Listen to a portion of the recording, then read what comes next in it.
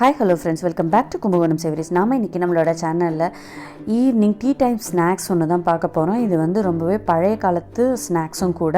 இது எப்படி பண்ணுறது அப்படின்னு பார்க்கலாம். அதுக்கு முன்னாடி நம்மளோட கும்பகோணம்சேவரீஸ்க்கு முதன்முறையாக வரீங்க அப்படின்னா மறக்காமல் நம்மளோட சேனலை சப்ஸ்கிரைப் பண்ணிக்கோங்க. பக்கத்தில் இருக்கிற பெல் ஐக்கனையும் கிளிக் பண்ணிக்கோங்க. இந்த ஸ்நாக்ஸ் பேர் குணுக்குன்னு பேர். இது பண்ணுறதுக்கு நான் வந்து இட்லி ரைஸ் வந்து 250 ml எடுத்துட்டுருக்கேன். எந்த கப்பால் நம்ம அரிசி அளந்து எடுத்துக்கிறோமோ அதால் பாதி பருப்பு எடுத்துக்கணும். பாதி கப்பு துவரம்பருப்பு, பாதி கப்பு கடலைப்பருப்பு எடுத்துட்டுருக்கேன். அதாவது 125 ml. இதை வந்து நல்லா அலம்பிட்டு ஒரு 4 மணி நேரம் தண்ணி விட்டு ஊற வைக்கணும்.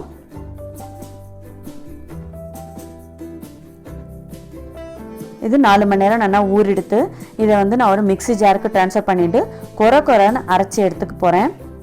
இப்போது இதை ஒரு மிக்ஸி ஜாருக்கு ட்ரான்ஸ்ஃபர் பண்ணிட்டு இது கூட காரத்துக்கு காஞ்ச மிளகா ஒரு 8 மிளகா சேர்த்துட்டுருக்கேன். தேவையான அளவு உப்பு, பெருங்காயம் 2 டீஸ்பூன். பெருங்காயம் கொஞ்சம் ஜாஸ்தியாக சேர்த்துக்கலாம் இந்த கன்சிஸ்டன்சியில், அதாவது கொஞ்சம் கெட்டியாக கொரன்னு அரைச்சிக்கணும். இப்போ அரைச்சின்ற விழுதோட ஒரு கப்பு துருவின தேங்காய், பொடியாக நறுக்கின கருவேப்பிலை, பொடியாக நறுக்கின கொத்தமல்லி, இது எல்லாத்தையும் சேர்த்து நல்லா கலந்து எடுத்துக்கணும். இது வந்து எங்கள் ஊரில் வந்து நவராத்திரி டயத்தில் ஒரு நாள் நெய்வேத்தியமாக செய்வோம்.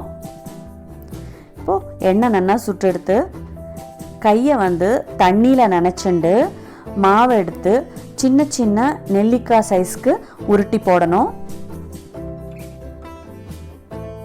பார்த்தா தெரியும், இந்த சைஸ்க்கு தான் உருட்டி போடணும். இது வந்து கொஞ்சம் வேகிறதுக்கு டைம் எடுத்துக்கும். ஒரு 2லேருந்து 3 நிமிஷம் எடுத்துக்கும் இது வேகிறதுக்கு.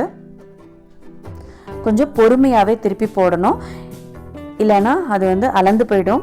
இப்போ பார்த்தீங்கன்னா தெரியும், ஒரு பக்கம் வெந்தெடுத்து. ஸோ கொஞ்சம் மெதுவாக திருப்பி போடலாம். திருப்பி போட்டுட்டு திரும்பவும் ஒரு 2லேருந்து 3 நிமிஷம் ஆகும் அது வேகிறதுக்கு. இது பொன்னிறமாக வந்ததுக்கு அப்புறமா எண்ணெயை வடிகட்டிட்டு எடுத்துட வேண்டியது தான். ரொம்பவே ஈஸியான ஸ்நாக்ஸு, ரொம்ப கரகரன்னு நல்லாயிருக்கும்.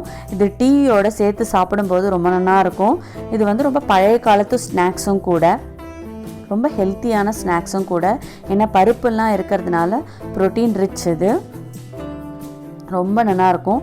உங்கள் வீட்லேயும் இதை வந்து ட்ரை பண்ணி பாருங்கள். ட்ரை பண்ணி பார்த்துட்டு எப்படி இருந்தது அப்படிங்கிறத எங்களுக்கு கமெண்ட் செக்ஷனில் கமெண்ட் பண்ணுங்கள்.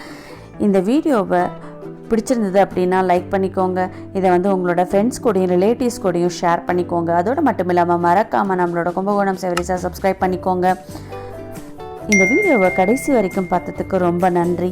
பழமையை புகுத்துவோம், பாரம்பரியத்தை காப்போம், ஆரோக்கியத்துடன் வாழ்வோம். தேங்க்ஸ் ஃபார் வாட்சிங்.